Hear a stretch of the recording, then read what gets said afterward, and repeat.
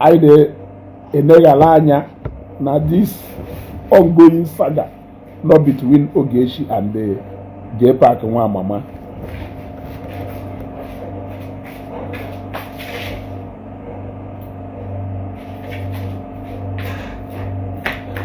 Share this video, share this video, share this video. Chizoba Channels TV, I greet you.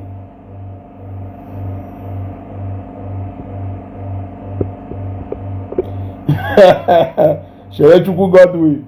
Eh? Only one important observation. Eh?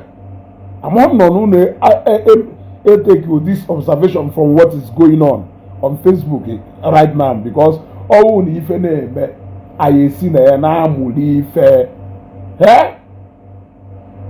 All we ife na-eme anyị si na ya na-amụli ife. Ife emelu edejiwe ebe nwee. Ịghọtago? O nwere onye asụrụ ife eme kele ka esi atụ inu a. O nwere onye emere ife emela ọ na ka ọgụnụ obi adụ ya mma. Ọkwa ka esi wee na-atụ inu a. Ọkwa asị na o nwere onye emere ife emela ọ na ka ọgụnụ obi adụ ya mma. Ama na m asụtara inu a. Ọ na m asụtara inu a. Somebody nyere m aka wee correct ya m na disi inu ntụnanya. O nwere ife kpatara njiwe ekwu okwu a. Metụ aka na share button. Ịghọtago ka ịghọta ife njiwe ekwu okwu a. Remember that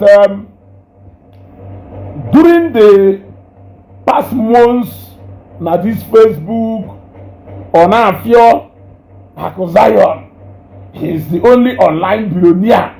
And in fact, Ebonyi son made a video about Akwa Zion, and so many of all these bloggers and some people in a comment section. As Akwa Zion the only ogaranya enwe na East.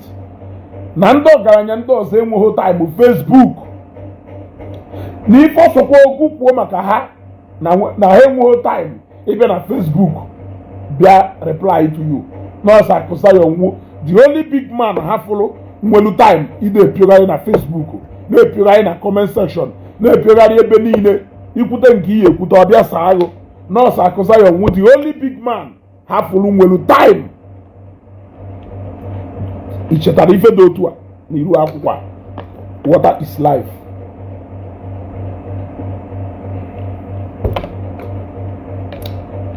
Zikom na ọgwụgwọ ndị Zambia. Zikom kwa mbiri owewu, thank you very much. Ịghọtago? Ha wee na-ekwuye maka na ha kọlụ ha ebo nwa Idume. Ha fekọcha ha were ebo nwa Idume. Ha kọwa akụkọ kọchasịa akụkọ ha eji nwa Idume wee mechi dị akụkọ. Ịma na akụkọ ha adịghị complete. Kedu ife akụbụghị maka this man? Kedu ife akụbụghị maka this man? His only crime was standing up for the ministry that gave him life, standing up for the man that gave him hope, standing up for the ministry gopụtara from ebe ọ na-adakpu e wee recruit against him. O nwebụghị ife a na-ebo mmadụ ebo. Igbo Nation Palace TV, I greet you. O nwebụghị ebubo a na-ebo mmadụ ebo ebubo ha Akwa Zion na Facebook a. O nwebụghị akụkọ a na-akọ. O nwebụghị ihe a na-aga agọ bụ ha Akwa Zion na Facebook a. Eji wee sị na onye ọ na-eme omume na-ebe obube. Now ha wee sị na other big men enweghị time, na ha enweghị time Facebook na nọọsụ Akwa Zion ya depioga na Facebook. Nekwana anya o garala m ekwubeghị ekwu pịarala m ka ekwuru maka Seaman Global nwanne anyị nwoke. Ọkpọgo in ozugbo na Facebook broadcast a na-eme ka ọ dị debunk ife kwuru sharp. Pịarala m otu ife ka ekwuru maka bebi ọkụ issuego statement, agụgo statement ahụ agụọ na Facebook. Ebonyi son even made an example. He made a reference to bebi ọkụ then ebe ọ na-throw passes at Akwa Zion. I am asking you, ekwubughokwu ife ekwu maka ndị ahụ ọ na-awụ parala m ka ekwuru maka ha. Imagine by the time I ekwu half of ife kwuru maka Akụ Zion n'ebe ndị ụmụnne anyị na-abụ anọ DSS ya da fly n'elu na ana n'ebe niile ọkwefuru nda onye ha gburu anyị agba ọbala do you ịmara ife go na chi nkwekọrịta n'ụwa ma eye hapụ ndị okomoko a now ha ncha niile ewu ha na-echi ya video yes Seaman has spoken Bebioko has replied Akụ reply ya ha gwe na kpuo ọsọgụ ụzọ onye nọ na Facebook onye nọ na Facebook sọgụ nọ na Facebook sọgụ nwa ọgaranya nọ na Facebook ịhafụ ndị ọgaranya ndị ọzọ nọ na Ebonyi steeti ịhafụ ndị ọgaranya nọ na Anambra they don't have time for Facebook they don't have time for anything mana akụji ekwuru ife maka Bebioko pụta debunk oye you were sharing it na-agwa yes no debunk gay ndị mmadụ bịa nụrụ ife o debunkụrụ ekwuo maka Seaman Global pour in a live broadcast unu na-asị yes Seaman has spoken come and hear what Seaman has said mana unu kọluba Akụ Zion ọpụta kwuo okwu unu asị na ọsọsọ nyawo ọgaranya by the time unu aya akọlụ quarter of ife unu bola Akụ Zion na Facebook a bo Bebioko DSS ya nọ at the door of every single person na-ekwu unu ye expose show nwun na Facebook a mana unu agbahọ ndị a na-adọ mma ndị okomoko ndị troublemakers ịghọtago unu agwago m unu you cannot keep a standard you cannot live up to. It doesn't work as far as Ezugbo is concerned. You cannot keep a standard. Hancha niile kita ekwuwena na ọhụrụ na nya Bebioko na eme nka ọhụrụ na nya Seaman Global na eme nka na ndị Nnewi maka ife anya ụba mana Akụ Zion meye una klasị na-akpagharị una afụbụghị ife mụnwa Ezugbo na-agwa unu una never see anything unu ka na-eti mkpu akpagharị ife ka ya aka unu ka na-abịa unu ka na-etigodu mkpu kịta ahụ ife ka ya apịa unu ya abịa until ụbọchị unu ya decide ya irespect onwe unu kwanyere onwe unu bụ na Facebook unu che na ọsọ unu ndị agụgụ m unu life doesn't work that way. Life work both ways. Life na-eku like a ceiling fan okusanda onwere onye nwe monopoly over anything a na-eme n'ụwa isi na ngụ mekarịchalụ ofu ụbọchị ya afụkwa onye na-eme nke ya afụkwa onye nke ụka na mmụ ịmara ife ya wee meghọ ya adịghị mma. Don't do it to anybody. Don't do it to anybody. I am asking you, don't do it to anybody. Ọkara ihe etu ahụ mana a na-ekwu ya ọtụ ka ama ife a na-ekwu unu sịrị na Akụ Zion nwee me ha n'ọsọsọ nyaw dị only online billionaire online millionaire n'ọsọ nyaw dị only ọgaranya ya awụ ọ pụta ọ na-akpagharị na Facebook ebe niile ebe ekwu n'okwu ọsa eghara na mọkpọ polisi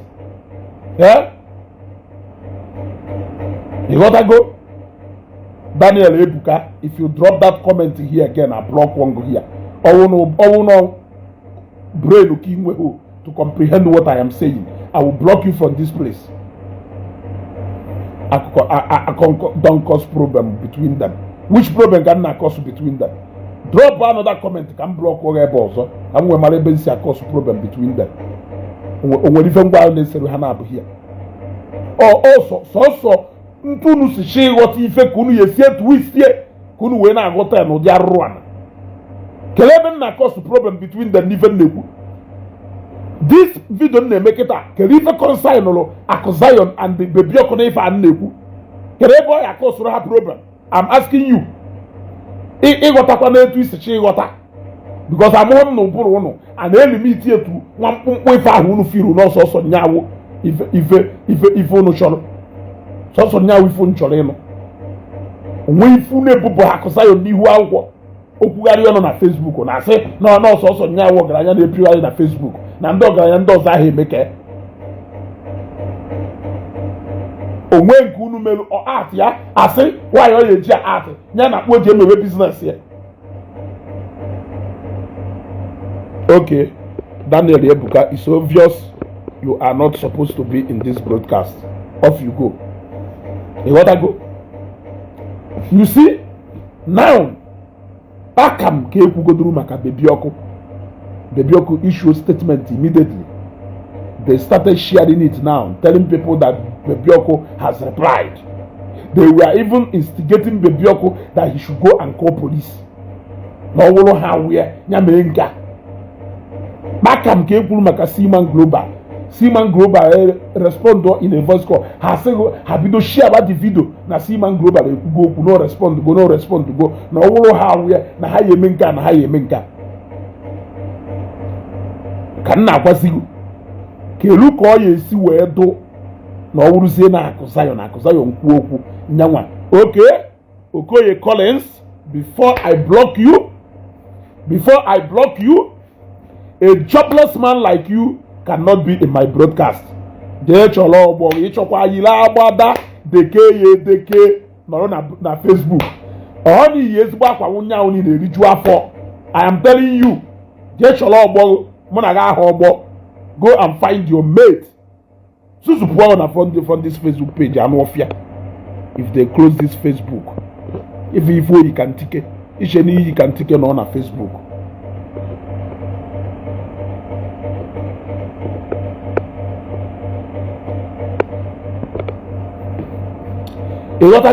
So if you go, what is good for the goose is good for the gander. What if they say that what is good for Mr. A, that when Mr. B do it now, because you hated Mr. B so much, he is not at the liberty to do what Mr. A is doing. Look at Bebioki respond to the Hana Korea cannot respond to Manaura Kozayon. Or must you respond to everything? Eh? Why can't you go and face your business? Are you the only rich man that is on Facebook? Eh? Okay, my people, look. Do you think Seaman and Bebioko are too big to overlook such outrageous allegation? Look at the question on Ajo. Look at the question Guru Najo. Do you think that Seaman and Bebioko are too big to overlook such an outrageous allegation? But he believes that Akuzayon is too big that he is supposed to overlook Ebenebe and the Jemeje Habogolian on Facebook. Or ya Ishetaria no so nyawo and Igbo big man on Facebook. Unewo Bebioko Mariato, Unewolun dog and dozo Mariato. Meru no Munebele. If I make on Facebook. Every single thing you people stand there for is turning against you every day. You still have not seen Kama. You are asking me if they are too big to ignore the allegation against them. But every day on Facebook, kono na akolofu na ebe akuzayo. Onwepo hu dia fo na akpobohe. Onwepo hu di yu na akpobohe. Una emegido ni ife. Wobata brand ya ife erisko jiweche tushomanga. Ife erisko tomatoes jiweche etushomanga. Unu megido ni ife. Wobata brand ya na Facebook. Na koto se brand ya onewunu ndu. Ofado no mo no se na mmanya na ebu kidini. Ofado no mo no se na nkamen. Onewunu ndu. What else can you do? Can you do what injustice you made to a man than he discredit the brand of Batanafia? I am asking you. When you say some things about some people personally, they may overlook you, but they call that thing then at their business place. Gonna have barrier. Onwepo ife ana eme mmadụ eme. Onwepo iyi ana agọ mmadụ agọ. Onwepo injustice ana eme mmadụ eme. Unu emebo Akuzayon nwa Idume n'ihu akwụkwọ oji ikwu okwu. Unu agwa na ọsọ nyawo onye nọ n'ihu akwụkwọ. Na ọsọ nyawo ọgaranya ndị Igbo nọ n'ihu akwụkwọ. Ọ na ọha afụ ndị ọgaranya ndị ọzọ. Na ọdụshọ na omedoro ego na ọdị obironi aka ọwụ. But Bebioko is justified. And the Seaman Global is justified. Njime Gulezigbo na-ajụ m sị m, do you think that Bebioko and Seaman are too big to disregard the allegation, outrageous allegation? Do you want me to outline the outrageous allegations that you people have leveled against Akosayon? Was he not Niwa Kwakonu Bodio Bungongo? Was he not Niwa Kwakonu Baria? Nando Tina Alono Nanga Nobodo Yuwo and so many places because of Umbongo Nebu no Kanko. Was he not Niwa Kwa? Kono Baria Nifo committee in South Africa and Mozambique, not too much. Was it not Niwa Kwa? Kono Korea, all manner of men. Kerifona Obuhe. Kerifona Korea. I am asking you. Kerifona Obuhe. Yeah? Kerifona Obuhe. Une level go. What allegation be? Une level go. What allegation be? Uwe hife. Une boboho. Uwe hife. Une bobohe. Une discredit go. Business, yeah? Go and discredit Bebioko. Give you female away. Put on Facebook. Me video. Discredit here Bebioko. Or Dogu Peters. Give you female away. Manifestly now we put in a Akosayon never know. Others there na Facebook, ebia debunk or something. Or when see for Ekurumake, or Potako, Oku as somebody who expect Yana, Yakunoku, as a Nyawa Gayano Nihuawa. Everything you believe in is turning against you people every day. Every single thing, every single standard. What I go. Original way George Yamadu Nihuawa is turning against you people. He's turning against you people. He's turning against you people. He's turning against you people. We fe Jpac here for no so nyawo ona agbagadi ni hu akwụkwọ na ndị ogaranya ndị ọzọ ahụ enwe Facebook. They don't have time. They if also go group maka fa. They don't care. They don't care. Now you have seen that what is good for Mr. A is good for Mr. B. That the same way Akusi abia the bonko ifoju unukuru make, not the same way Kasima ansi we bia salonwe. The bioko bia salonwe. And so for some of you who are instigating the bioko and Seaman to take actions against Ogechi, that is the same way in some cases, not too obvious, Akosayon will take action against whoever. So what places these three men different from the way they have all reacted to Ifekuru about them? I am asking you. The simple answer is because you hate this one and you like this too. Your hatred cannot do anything. You are just a single human being. That is one thing you have failed to understand. Don't tell you here so they don't hate even name. You will see 50 people here that will say they like what I'm doing. So hold that your opinion to yourself. My standard, which I try to teach you that is the best, is do unto others the way you want others to do unto you. If you stand by this, you may not be major mad every day. Because before you make mad, you will first of all weigh it on a scale, put yourself in that person's shoe. Open if you want to make it or not, go ahead and do it. Or only if you know to accuse where react. Now such them dialogue. Allow other people to react in their own various ways. Or carry it to aho. Or carry your to aho. You know, pass like that. Okay, for the Akwa, Bebioko has replied. Seaman Global has replied. Oh. So now how supposed to reply? How supposed to imanya simply because they are billionaires. Yeah? They are not even supposed. I thought they are supposed to walk away and overlook that thing. I thought they don't go to Facebook. I thought big man, they don't frequent Facebook. I thought big men, they don't care. They face their businesses. What has changed now? That you are tagging us everywhere around. Yeah? What has changed now that you are tagging me anywhere where you see where they shared Seaman's reply and the graph? What has changed? So the mother supposed to really market or there's alone here. Yeah, okay. Ebuki, let me block you. You don't need to be here. Since I can't stop it, you don't need to be here. Ndala.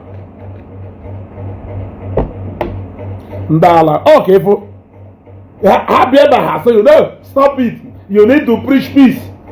All on a page in Kenny. Write down. They are like this, they are like this. Back from since if I have not blocked people from this page, I have blocked more than 100 to 150 people. And only God knows that I am willing to block more. Yes. I am willing to block more. For as many as who has decided not to have sense and see reason. You think everybody on Facebook must be reasoning like Okwo like you? Yeah? Some of whom preach peace. In a beautiful now, why not? I'm on enough comment here. Na Jpac in all life. I'm on enough comment here. However, say yes, especially that one. This one. Only I will suffer. Jpac right down. They are jealous of you. Osi heba apota bia na nkeru. Olejiri. Ogonso wadro. Olejiri ona afiafio owo onyu udo, oga atumatu udo. Oge onyu okpu udo, opewu udo immediately no bia na nkeru. Eziokwu hence na unu decide na aya de kwu eziokwu. Unu fulu eziokwu we wola akwa we kpuo ye. Onwebo kedu da allegation unu na agbagari lefa. Respect to see man and the babyoko. Like I said, my only regret in all this is bringing people to innocent of Ifa Aneku into this matter. Otherwise, you that is coming out to fight for Ifa Aneku Maka Babyoko and the Seaman Global, how many times have you fought for Ife Ekuru Maka Akosayo? Is Akosayo not a human being? Oh, Ohamado Moria, Ohamado, Omo Omo family. Mane no luna ekuku every single thing. Be oburi na bagari na Facebook. Enolo koga aka na oba.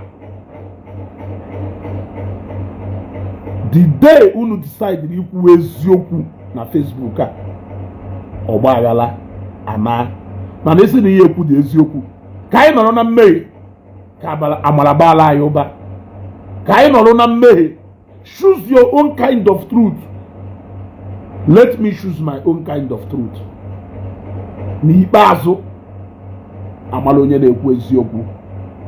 Ọkara ihe etu ahụ. This is the shortest broadcast Ezugo has ever made because I'm taking my leave now.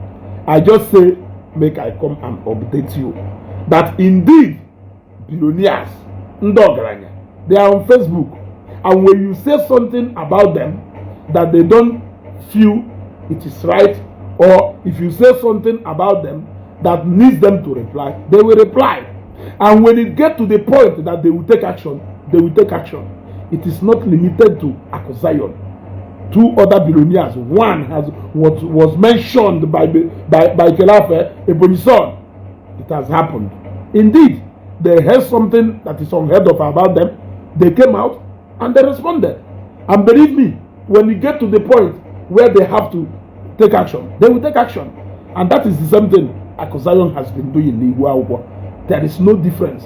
If you say anything that he feels like he needs to respond to, he will come out and respond. Because despite being Oga Onyewelego, he's a human being and don't feel like you. And if you feel like an Igbo allegation or your favorite person allegation, don't mind. Malopa no enjoy allegation or favorite man. You may not like that person, but that person may be pillar and hope to so many other people. That person may be a role model to so many other people. There are people who are looking up to that person. So don't think that because you don't like that person, that it is left for you to determine the fate of that person. You don't do that. If you don't like somebody, you walk away. There are people who love and cherish that person. So don't think that, no, this person deserves whatever he's getting. But open your own favorite person. A more capital from nowhere. A more capital from nowhere. Nkenkiku ya rihono. Hasi une golu. Nkenkiku ya rihono. Hasi une golu. Onye kwuru ụgwọ na nke ahụ ị na-eji support. I'm asking you. Thank God for block button. I have activated it again. And for as many as you feel you know it that constitute to nuisance on Facebook, we follow personal. I have chosen another way to handle you people. I may not even be talking to some of you. Piam epuozubo. Piam epuo. Each of these guys is your way of Piana inbox and ask him. Years ago, I has him a full video. My daily message in WhatsApp. I has him a full video. As I check it on him. I am on you. Oh, I am on you. The shortest broadcast ever. Signing out. Kabani Amala and Makashifoni.